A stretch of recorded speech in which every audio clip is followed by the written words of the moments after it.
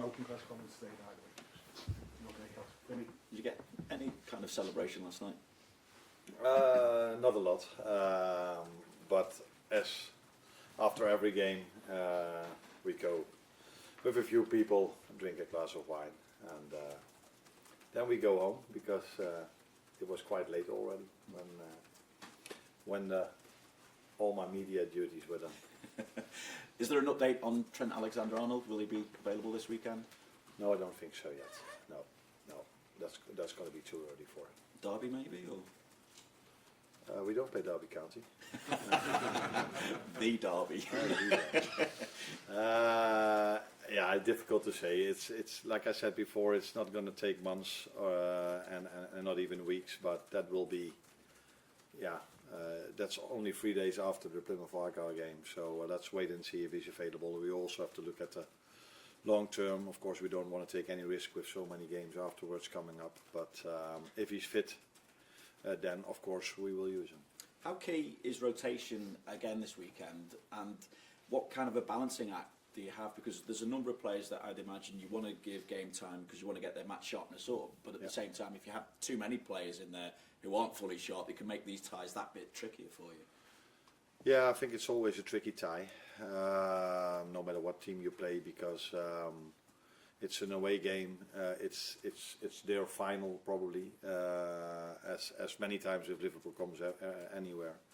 So, but it is true that if you play with a team that hasn't played so much together, that is always for the players a bit more difficult. But I think we've seen already a few times when we played with a team that hasn't played much together, even in Eindhoven in the Champions League game, these players were able to play a very good game. And so I think it's important these moments for some players that don't get many playing time to have that playing time. So whenever we need them, they are ready. If you never play them, then it's so difficult for them to be ready if we do get some injuries or suspensions. So yeah, we will definitely use a few players that haven't played that much, but we will make that final call tomorrow. And last night, Jamie Carragher described Virgil van Dijk as being too good for the highest level of football. He went on to say it almost feels like there should be another level above for Van Dijk because he plays the game with such ease, which backs up the argument that he could be the best ever centre-half in the Premier League. I just wonder what you think and also what you hope the future brings for him, both this season and beyond. So they are friends again. Appear so. Yeah. No, I think Virgil deserves every compliment he gets. He's been outstanding for this club for so many years, and since I'm working here, he's been outstanding for me as well, for the performances he brings in. And yesterday was again an example of that. He was also in a good way, in a good manner, aggressive. He led the team in a way.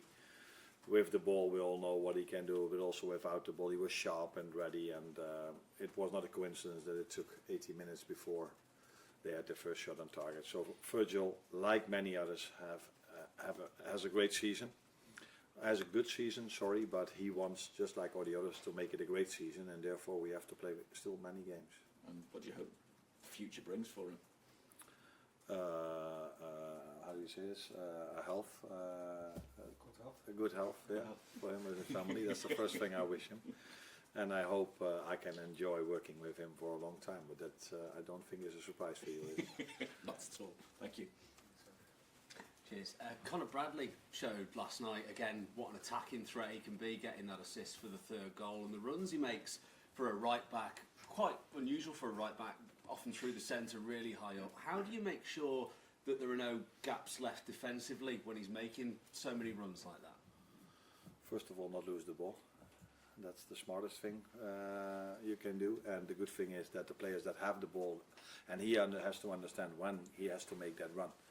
And this was, when it led to the 3-0, a very good choice because Maka had the ball. And he had the ball quite open, so he was not under any threat. And if Maka has the ball, I would make a run as a teammate as well, because it's a fair chance that he will find you in the perfect moment, in the perfect pass, with the perfect pass. So First of all, it's about the timing. When do you make these runs? If the ball is under threat, then maybe it's not a smart moment. But if the ball is completely open and we can change sides, it's a perfect moment for him to start his run. And of course, we always have Ibu and Virgil and the other fullback behind the ball, including Ryan. So if for whatever reason we do lose the ball over there, it's not like there are no defenders left anymore. I know fans have been very happy with Conor's performances when he's played. If Trent Alexander-Arnold were to be injured for a long time, or if he were to leave the club, is Conor Bradley good enough to be your first choice regular right back? He would be proud of you. That you come up with a different idea of asking this question. I think it's fair to say that for many positions we have two very good players. So that's for the right fullback position. For the left fullback position, we've got more than two good centre backs, and I can go up through the whole team telling you this. So it's also normal if you work at a club of this magnitude and that wants to compete for every trophy, that you have more than 11 good players, and right fullback position is definitely an example of that.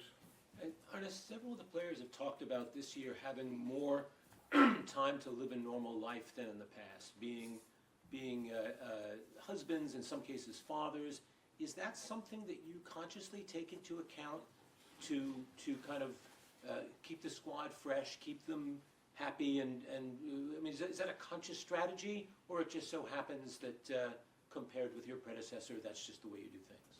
I can't compare with how it was, but it's definitely, if you want to call it a strategy, but it's definitely, I see them as human beings as well.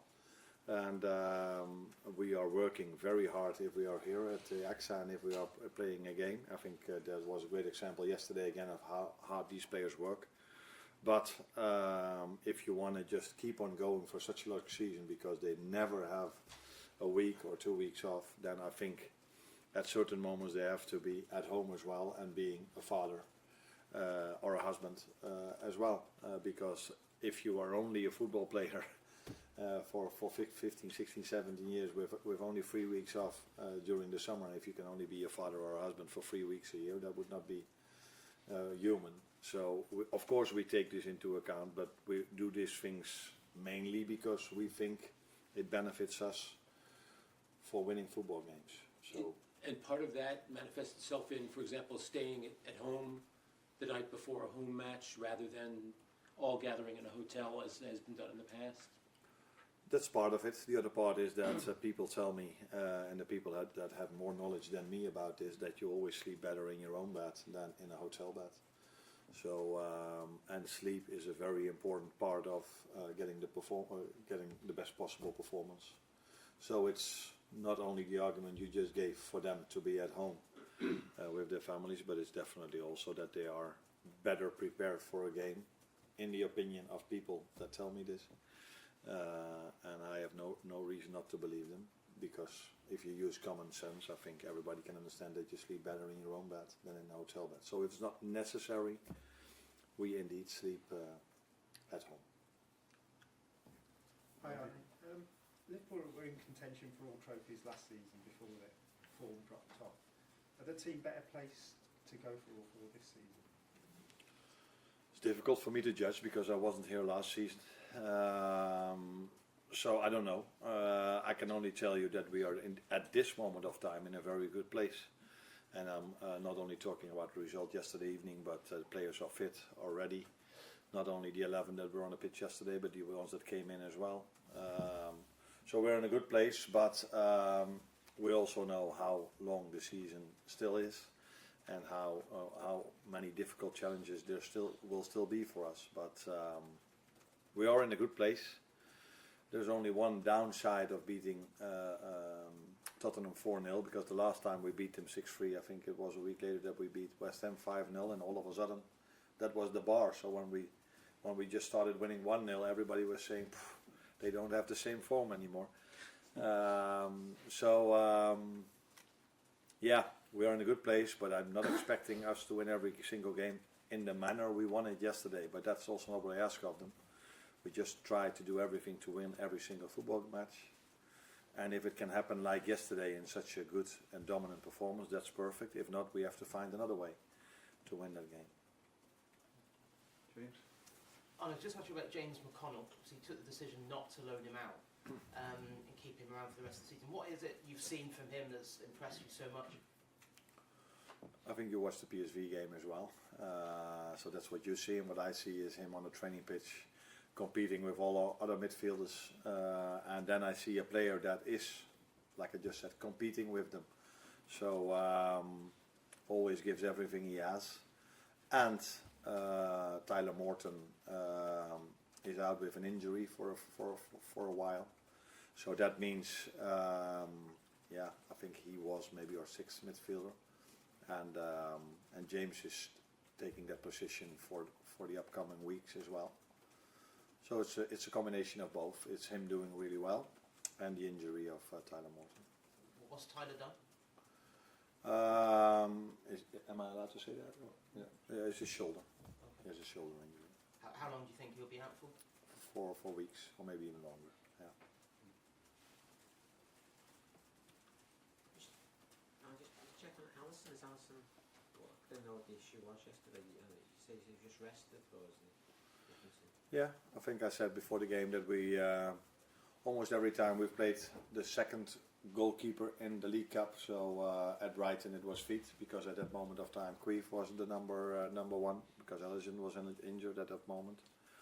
There was only one exception, and that was Tottenham away, where Alisson came back from an injury, and I thought and felt he needed some extra playing time, because if you come back from an injury, you see this with many players. They sometimes need a bit of time to be at their best again. They're still good, but for them to be at their best again. And then 3 days later we played the Accrington Stanley game, and then 3 days later we played Forest, and with him being just back from an injury, for me it felt better for him to play and then have a week rest and then have Nottingham Forest. So that was more with the idea of being best possible prepared for the league. And yesterday was a League Cup game, so that meant Queef was on goal, and he absolutely deserved to be on goal for everything he did this season till now. So will you leave it till close to the final to decide who'll play the final? We never know what the situation around the final is. How fit is everyone? Do they need a game? Yes or no? So I cannot guarantee anything. I never guarantee anything towards players so far in advance, and that's not what I'm going to do now as well. Hi Arnie, you spoke earlier about the difficulty of leaving players out of the squad when they've been fit and training well.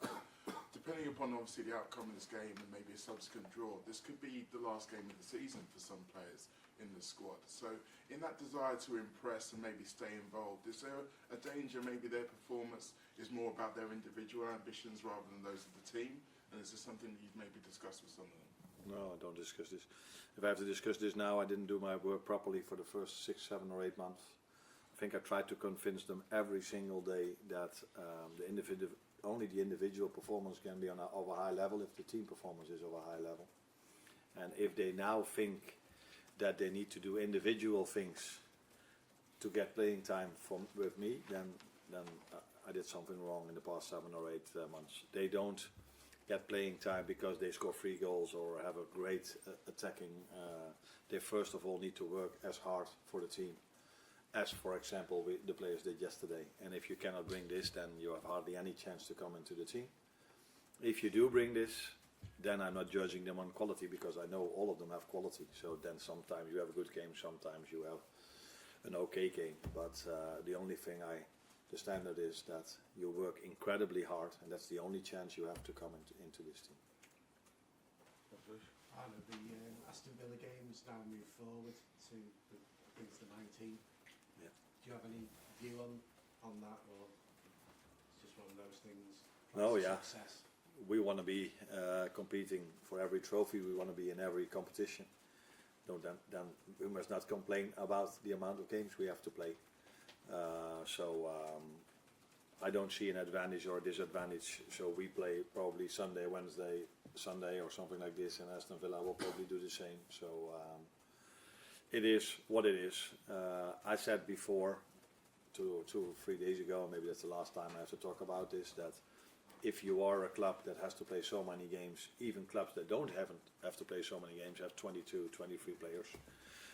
And then to go to a game with 20 players, that's not a problem because you can only make 5 substitutions, but you want to create something and you want to give academy players a chance once in a while as well.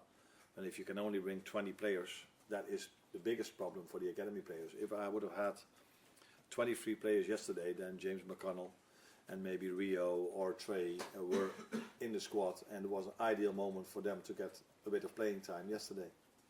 But yeah, I could only bring 20. So I think if you look at the long-term future for England, for their players, for the academy players, it would be a smart decision to go to 23. And don't tell me that that is the disadvantage of the smaller clubs, because I have 9 fantastic substitutes if I have 20.